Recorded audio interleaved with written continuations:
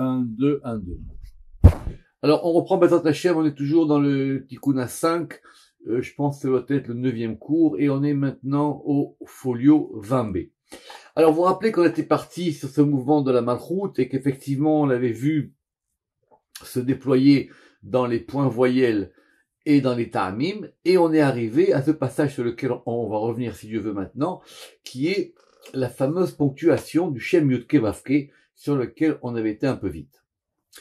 Donc, vous vous rappelez le grand principe, Kol Nitzut Siu Yud, Bechol Raki Avav. Donc, chaque Nitzut, chaque point, il correspond à une étincelle, et donc l'étincelle est un Yud, Bechol Rakia, et chaque trait horizontal, il correspond à un Vav, il correspond à un Rakia. Pourquoi on a besoin de ça? Pour pouvoir comprendre qu'il y a une dynamique, c'est-à-dire que dans les points voyelles, ça va dégager de la lumière. Donc soit c'est une lumière, c'est une étincelle, soit c'est un rakia, et c'est comme une lumière quasiment céleste de l'horizon.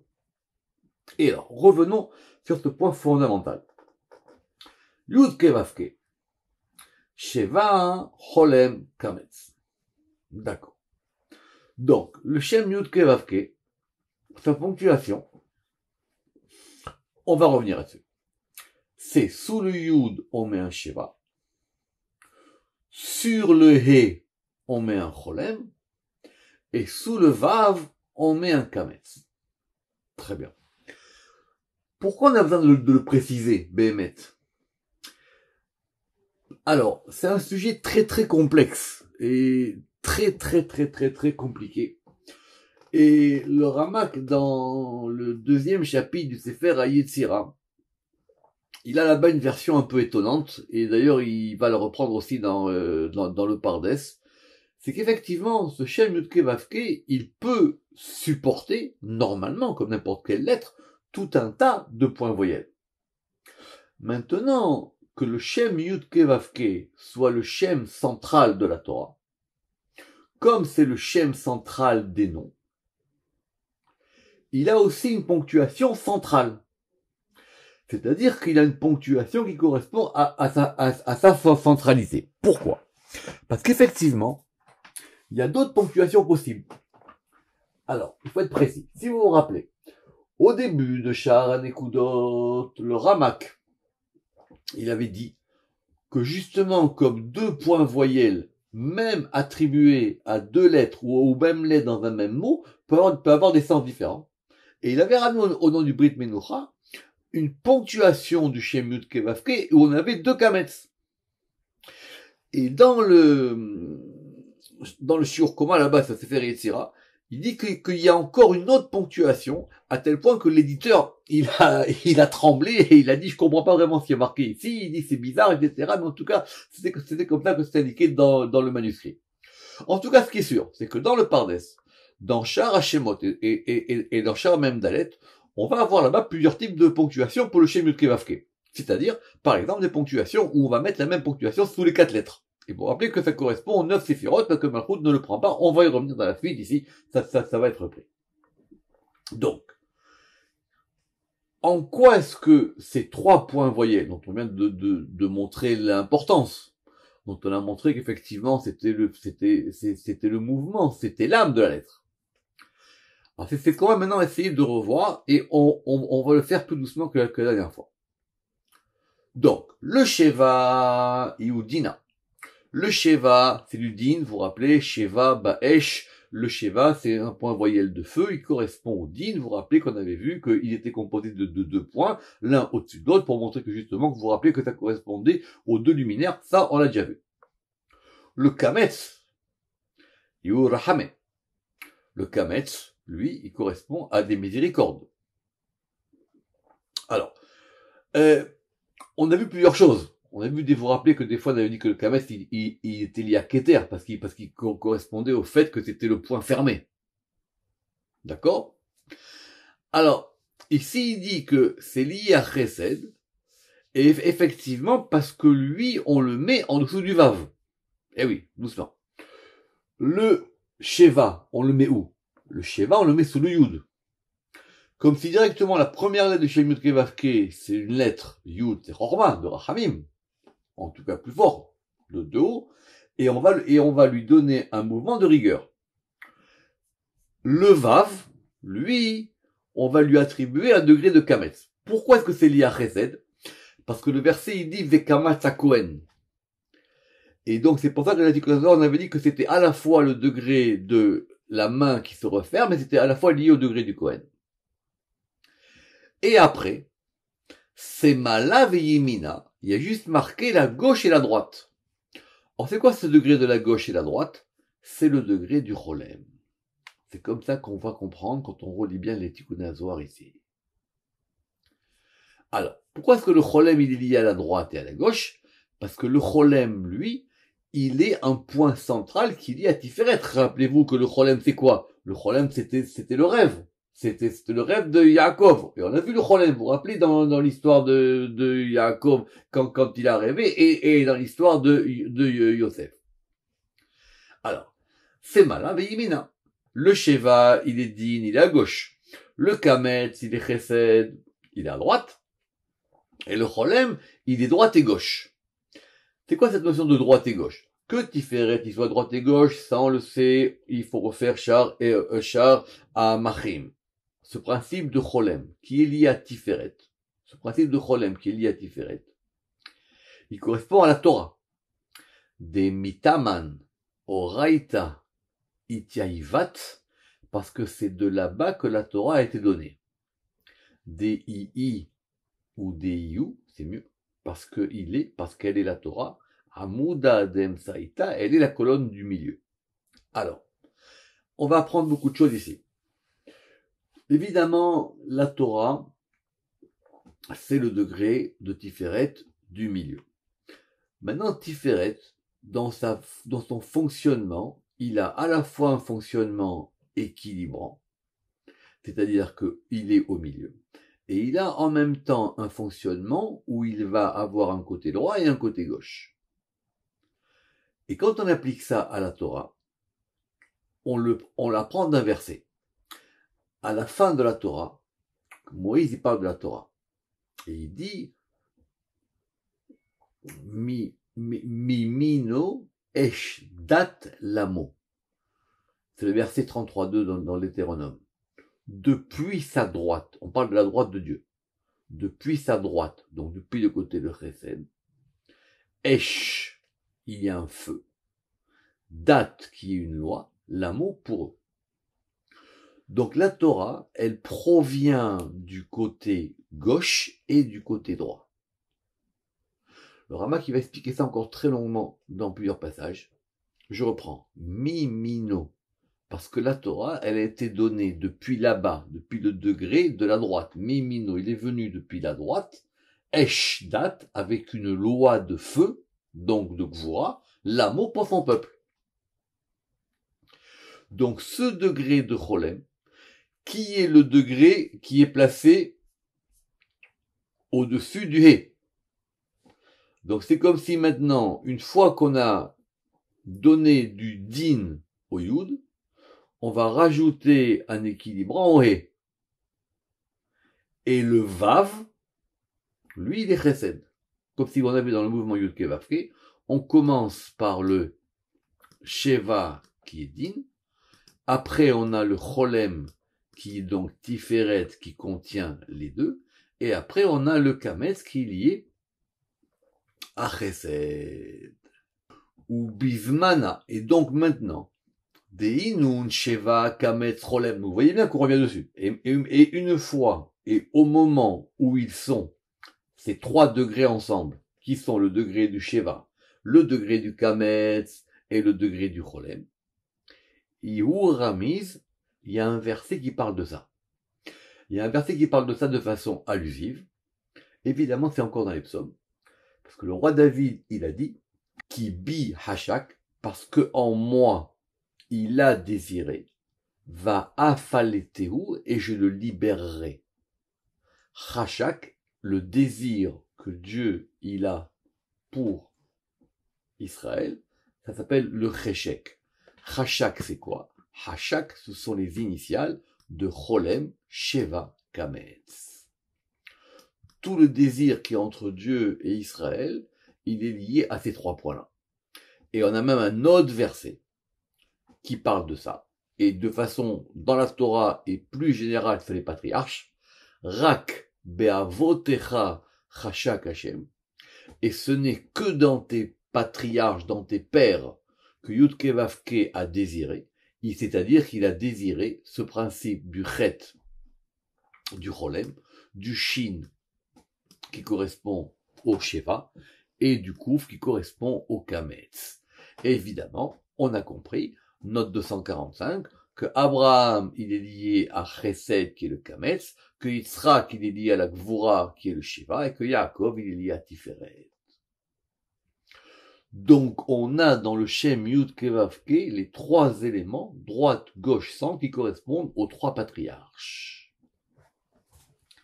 Voilà comment on nous a donné ici quelques clés pour comprendre la ponctuation du Shem Yud Kevavke.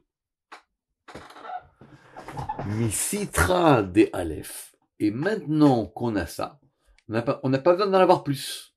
On va reprendre notre point central qui était le point de la création. Misitra de Aleph.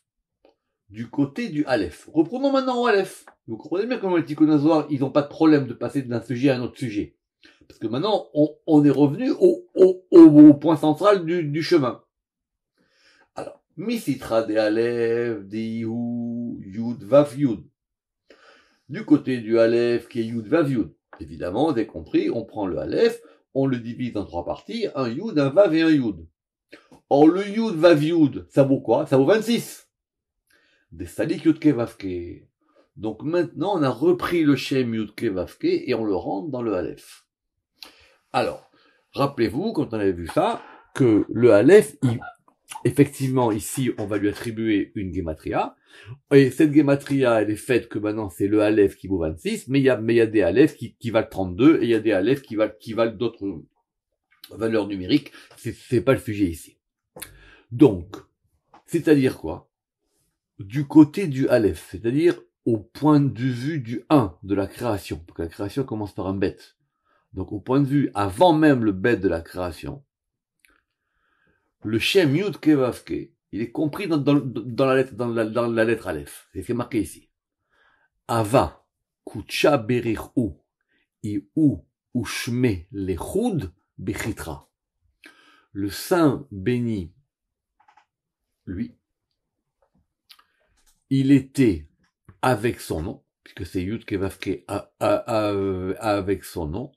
Lechud, ça veut dire qu'il était seul, il était à part, Bechitra, dans la couronne du Aleph, du Keter. Kodam deidbere alma, avant même que le monde soit créé. Donc, écoutez bien ce que dit le Ramak ici, note 248. Donc le Shem Yud Kevavke, il était dans Keter, dans la couronne de ce Aleph, avant de se déployer pour former le Shem Yud Kevavke et prendre nos fameuses Nikudot de Chasha qui sont liées au patriarche.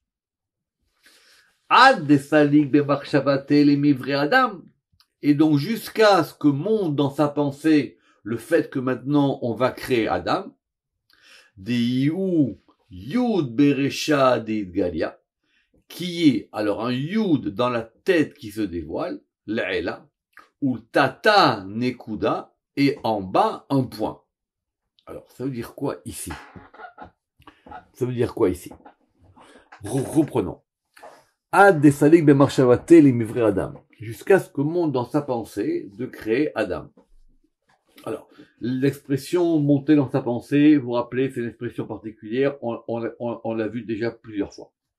Les mivrés Adam, de créer Adam, évidemment, Adam, le premier homme, l'homme qui est lié au premier degré. Rappelez-vous que Adam, il est d'abord Chorma.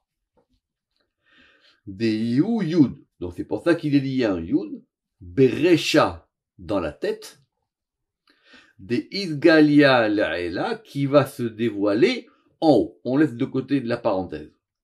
Donc c'est quoi? C'est ma lettre Yud supérieure de la lettre Aleph qui est liée à Chorma. Ou l'Etata Nekuda et qui va devenir en bas un point. Autrement dit, c'est quoi? Ce sont les deux Yud de mon Aleph. Donc, c'est le Yud de mon Aleph d'en haut et le Yud de mon Aleph du bas. Ou benikude de hadvan ishtemud'an kol sefirin. Et donc, maintenant, dans les points voyelles des lettres, vont se faire connaître ou entendre toutes les séphirotes. C'est-à-dire que quand on va déployer ce Aleph en Yud-Ke Vav-Ke, et qu'on va rajouter des Nekudot, des points voyelles, ces points voyelles, maintenant, ils vont donner le degré de dévoilement et de déploiement des séphirotes. Mais, doucement, ce ne sont pas encore des points voyelles. Ce sont des points voyelles qui vont se déployer. Des Tesha Nekudin Inun, et ça va correspondre à 9 points. Ou Behun Yud Dalet Netutsin, qui vont correspondre à 14 étincelles. Ve'alayhu itmar, et c'est à ce sujet-là qu'il a été dit, Uvne Israël Yotzim Beyad Rama, que les enfants d'Israël, ils sortent avec une main haute, une main levée. On va expliquer. Si vous prenez votre Yud, qui sont dans le Aleph, les deux Yud du Aleph, quand on déploie le Aleph, il va former un Shem Yud Ke Vav Ke. Ce Shem Yud Ke Vav Ke maintenant, c'est lui-même qui va déployer les sphirotes. Comment? À savoir que ce Shem Yud Ke Vav Ke, il va former 10 Shem Yud Ke Vav Ke. C'était ça qu'on avait vu dans Shar Shemot.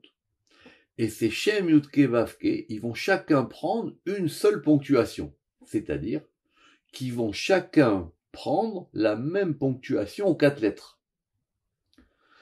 C'est comme si maintenant on nous expliquait que les sphirotes, ce qui est d'ailleurs logique et même très compréhensible maintenant, c'est que ce sont les voyelles qui créent les sphirotes. Donc, note 252. À chaque séphira va être attaché un tétragramme Yud Ke Vav Ke entièrement ponctué d'un même point voyelle. Et donc, il y aura 9 points voyelles qui vont correspondre aux 9 premières séphirotes de haut en bas. Et le dernier tétragramme qui va correspondre à Malchut, lui, il n'aura pas de point voyelle. D'accord? Tout ça, on l'a expliqué dans le Pardes. Ça vient évidemment d'un Zohar, et on l'avait expliqué dans le premier volume. Autrement dit, par exemple, le Shem Yud Ke Vav Ke ponctué d'un Kametz, il va correspondre au moins à Chorma. Le Shem Yud Ke Vav Ke ponctué d'un Sheva, il va correspondre à Gvura. Le Shem Yud Ke Vav Ke ponctué d'un Cholem, il va correspondre à Tiferet, etc., etc. Mais on regarde ça maintenant comme des étincelles. Alors, comment on arrive à 14 étincelles? Dans le Kametz, il y en a une. Dans Patar, il y en a 0. Dans le Tséré, il y en a 2. Dans le Ségol, il y en a 3. Dans le Sheva, il y en a 2. Dans le Cholem, il y en a une. Dans le Chirek, il y en a une. Dans le Kubutz, il y en a 3. Et dans le Vav Shurek, il y en a une. Donc ça fait 14. Et du coup, on va réviser. Le Kametz, il est lié à Keter. Le Patar à Chorma. Le Tséré à Bina. Le Ségol à Chesed. Le Sheva à Gvura. Le Cholem à Tiferet. Le Chirek à Netzach. Le Kubutz à Od. Et le Vav Shurek à Yesod. Donc on a 14 étincelles. Or 14 c'est quoi? Yud et Dalet c'est une main. C'est ça la main levée. C'est ça la main qui fait qu'on sort d'Égypte. C'est qu'on a retrouvé les étincelles de la création des 10 points voyelles, des 10 tétragrammes. Évidemment, celui de Malchut, il ne l'a pas eu. Veinun la kobel pirkin de he etzba'an de inun yun dalet.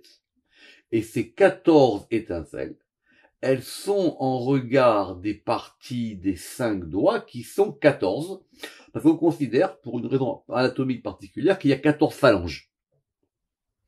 Il y a 14 phalanges des 5 doigts. Donc, votre main, elle est composée de 5 doigts, donc c'est un he. Et dans ce hé-là, il y a 14 phalanges. Et donc, chacune des phalanges correspond à une de ces étincelles. Ah, mais qu'est-ce qui nous manque?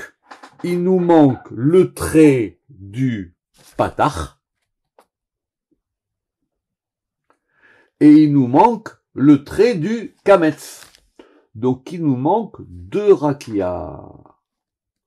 Ou trin rekiin taman. Et donc il y a 2 étendues qui sont en plus là-bas.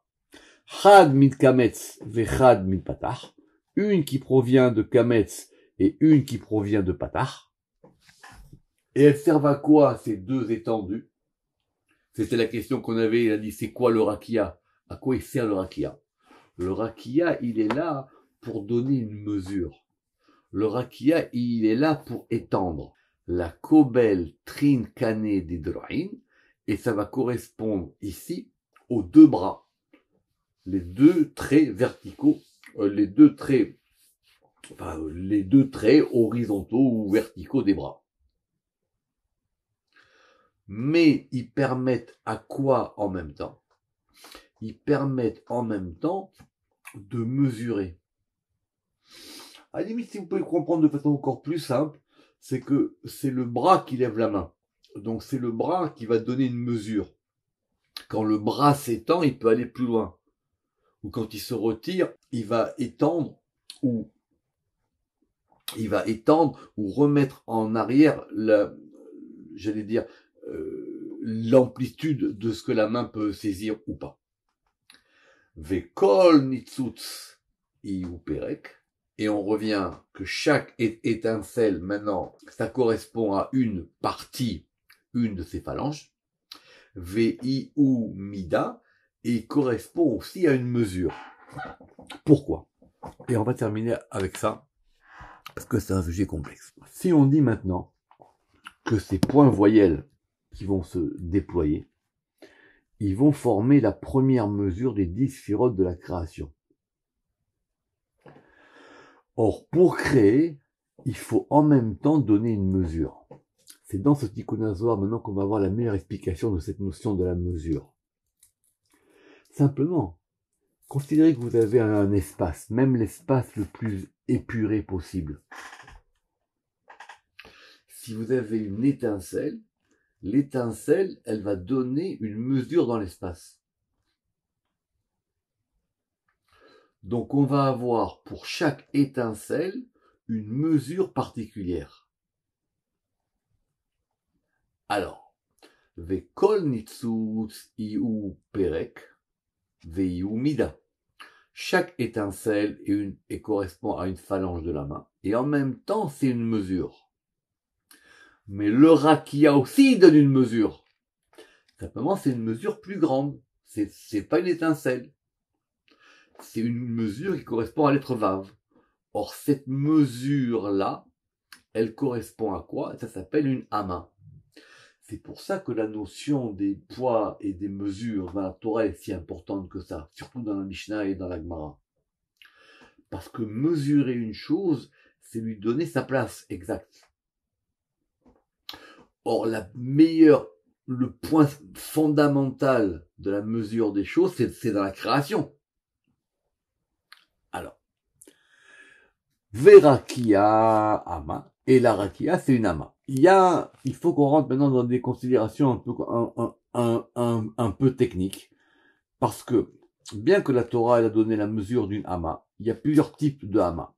Alors évidemment, en plus, Ama, c'est une coudée. Donc vraiment, pour nous, on le comprend encore mieux, puisqu'on a dit que le Rakia, c'était le bras. Donc c'est vraiment toute la mesure du coude. D'accord? Donc il y a une grande Ama, et il y a une petite Ama. Et la coudée, elle a la mesure de 6 téphars. Et le téphar, c'est la plus petite des unités de mesure, c'est qu'on va essayer de voir aujourd'hui, et on va reprendre ça la prochaine fois, si Dieu veut. Vekane, et on a un roseau, qui est le Kav Amida, qui est la ligne de mesure. Vous vous rappelez de ce fameux Kav Amida? C'est la ligne de mesure de toutes les sirotes. Alors, c'est quoi cette notion du roseau de la création? Le roseau, lui, il vaut 6 coudées. D'accord. C'est-à-dire que une coudée, on a dit, elle fait en gros 50 cm. Donc 6 coudées, ça fait 3 mètres. D'où on apprend ça? du prophète Ézéchiel lui-même. Il a dit que dans la main de l'homme, le roseau de la mesure, il y a un roseau de la mesure qui vaut 6 coudées. Et c'est lui qui va donner la ligne de la mesure des choses. Comme s'il y avait maintenant une mesure globale. Il y a une mesure globale, et dans cette mesure globale, vous avez après les mesures des points, et vous avez les mesures des étendues. Lisons ce que dit le Ramak. La mesure, il s'agit de la mesure de l'extension de chaque séphira, depuis Bina. Et on va avoir donc 3 mesures. La petite mesure qui est la coudée, Ama. La moyenne mesure qui est le roseau, le canet. Et la grande mesure qui est la ligne de mesure de Kavamila. Et entre chacune de ces 3 mesures va se trouver un pérec, une partie, qui va correspondre à un degré de Malchut. Alors je sais que c'est très compliqué. Mais il faut réfléchir à ça. Parce que cette notion de Kavamila, elle apparaît beaucoup de fois dans le Zohar. À tel point que Boutsila de Kardinuta, pour ceux qui s'en souviennent, le Ramak qui dit que c'était aussi le Kavamida. Et que ce Kavamida, il correspond à la mesure même de la création. Et cette mesure de la création, ici, elle se détermine en termes de lumière. Mais il y a plusieurs mesures. Il y a une mesure, on va dire, globale. Il y a une mesure moyenne et il y a une grande mesure. Ce qu'on appelle, dont on va voir les choses si on les voit selon un petit plan, un grand plan ou un plan intermédiaire. Et quand on a toutes ces mesures-là qui sont données par les points voyelles, on va pouvoir maintenant revenir à notre question de qu'est-ce qui donne la mesure, enfin qu'est-ce qui donne la dynamique de ces points voyelles, ce sont les ta'amim. Ta'amé, inun, mikitra. Et les signes de cantillation, eux, ils proviennent d'un degré encore plus haut que celui de Keter. Ve'inun beresha de amuda de emsaïta. Et ils sont dans la tête de cet élément de la colonne centrale qui va donner de la mesure. On reviendra maintenant sur les points voyelles et les signes de cantillation la prochaine fois. Baruch Adonai Le'olam. Amen ve Amen.